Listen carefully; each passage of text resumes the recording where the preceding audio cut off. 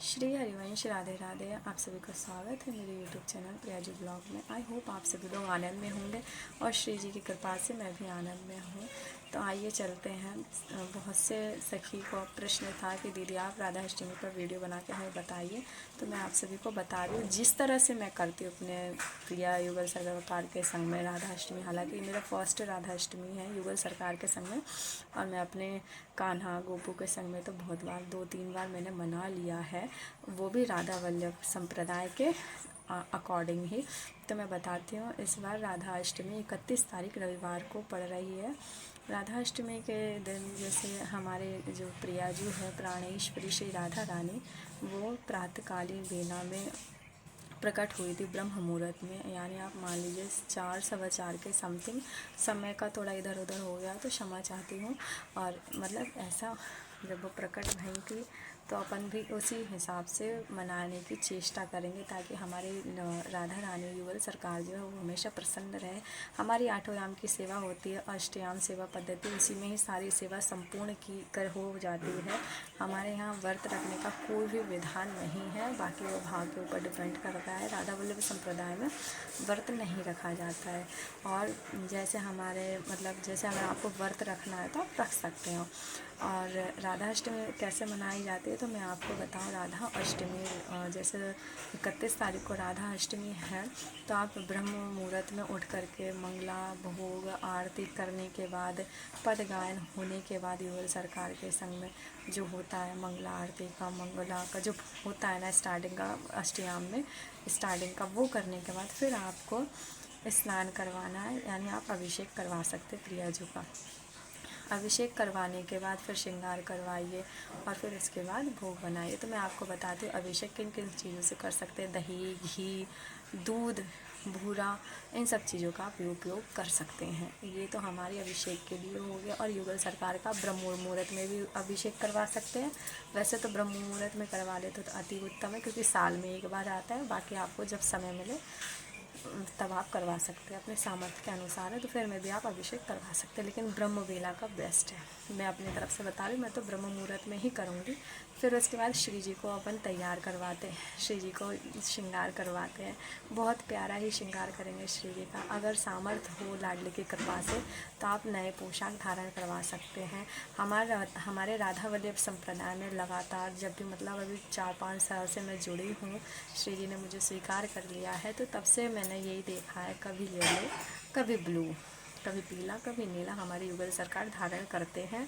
तो कभी मतलब ये नहीं रहा, इशू नहीं रही कि पीला ही धारण करवाना है कि ब्लू ही धारण करवाना है। लेकिन मैं बता रही हूँ अपनी तरफ से अपन को, मैं अपने जो युगल सरकार है मैं उनको नीला ही धारण करवाऊंगी पोशाक, क्योंकि मैंने बना लिया है नीला पोशाक। आज से 2-3 महीने पहले ही मैंने नीला पोशाक बना लिया था युगल सरकार के लिए, तो मैं वही धारण करवाऊंगी। आप चाहे तो अगर आप नया यूज़ नहीं कर पा रहे हैं, नया नहीं है सामर्थ्य के अनुसार, तो आप पुराना पोशाक भी, जो वैसे भी युगल सरकार की कोई भी वस्तु पुरानी नहीं होती, बोलने का वो बता रहे साधारण सी भाषा में, तो आप पुराना पोशाक भी धारण करवा सकते हैं युगल सरकार को, पीला ब्लू जो आपको लगे। हमारे श्री जी भाव की बूटी है, कोई पोशाक या कलर के ऐसा कोई विधान नहीं है हमारे यहाँ। श्री जी भाव से, अगर भाव से आपने पीले कोई नीले में सोचा या नीले कोई पीले में सोचा, तो श्री जी उसी को ही स्वीकार करती है। जैसे कि आप सभी को पता है श्री जी हमारी बहुत प्यारी लाडली सुकुमारी और सहज सुवार और नवल किशोरी है। मतलब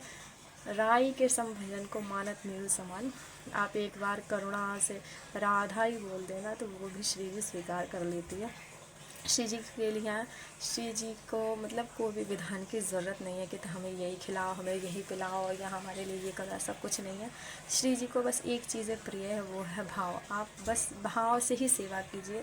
आपके पास थोड़ा है तो थोड़ा में कीजिए, ज़्यादा है तो और ज़्यादा कीजिए। ये सब भाव की सेवा होती है, कोई देखने दिखावट की नहीं होती कि सामने वाला ऐसा कर रहा है, वो ऐसी पोशाक बना रहा है तो हम भी ऐसी पोशाक बना रहे हैं, वो इसने ऐसा किया तो हम भी ऐसा करें, ऐसा कुछ नहीं है। ऐसा ना कीजिए, अपने भाव से ही सेवा कीजिए। और भाव का ही विधान सर्वोपरि होता है।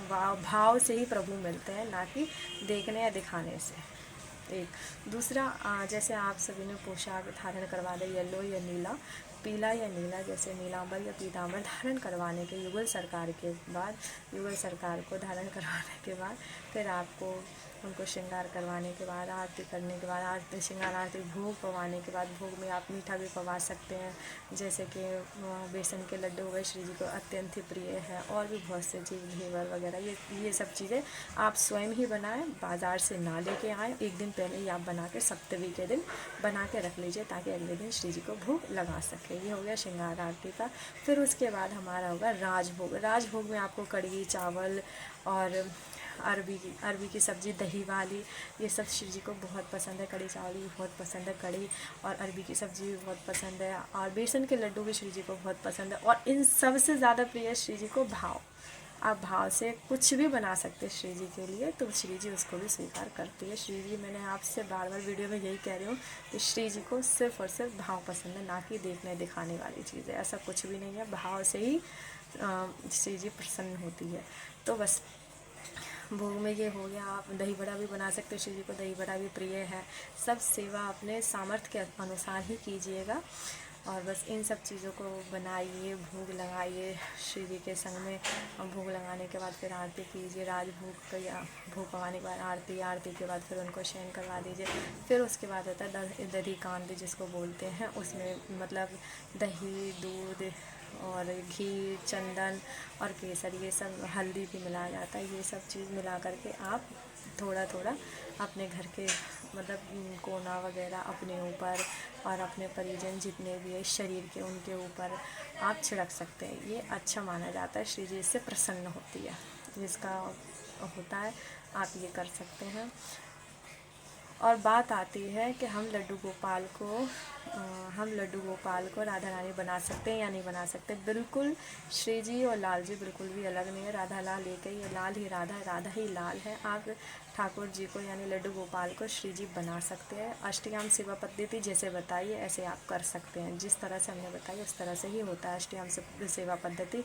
इसमें ज़्यादा अपना दिमाग बुद्धि लगाने की ज़रूरत नहीं है, बस भाव ही सर्वोपरि है। आप भाव से भेजिए तो श्री जी आपको हर एक चीज़ें बताते जाएगी कि हाँ क्या होना है क्या नहीं होना है। हर एक चीज़ हृदय में ही आने लगता है सब चीज़ें। आपको घबराने की ज़रूरत नहीं है कि कैसे करें, राधा वल्लभ संप्रदाय में क्या करना होता है क्या नहीं करना होता है, ऐसा कुछ भी नहीं सोचिए। बस आप श्री जी को पकड़ लीजिए भाव से और सेवा कीजिए, श्री जी आपको सब कुछ सिखा देंगे। हमें भी कुछ नहीं आता, श्री जी ने हमें भी ऐसे ही सिखाया है। तो सब ऐसे ही सीखते हैं, कोई सीख के नहीं आता है, बस भाव करिए तो श्री जी सब सिखा देंगे। सब जितने भी सीखे सब श्री जी की कृपा से ही सीखे। तो हो सकता है आप अगर भाव से करेंगे तो श्री जी आप पे भी कृपा करेंगी, और आप भी हर एक चीज़ें श्री जी को प्रसन्न करने के लिए, श्री जी को खुश करने के लिए चीज़ें आप कर सकते हैं। तो ये थी राधा अष्टमी की कुछ जानकारी जो हमने आपको बताया। अगर हमारी तरफ से कोई भी जानकारी आपको गलत लग रही हो या कोई भी डांट हो तो उसके लिए मैं क्षमा मांगती हूँ। और अगर आपको कोई भी प्रश्न पूछना है तो इस वीडियो में आप कमेंट करके पूछ सकते हैं। आज के लिए बस इतना ही, मिलते हैं अगले वीडियो में। श्री हरिवंश, राधे राधे।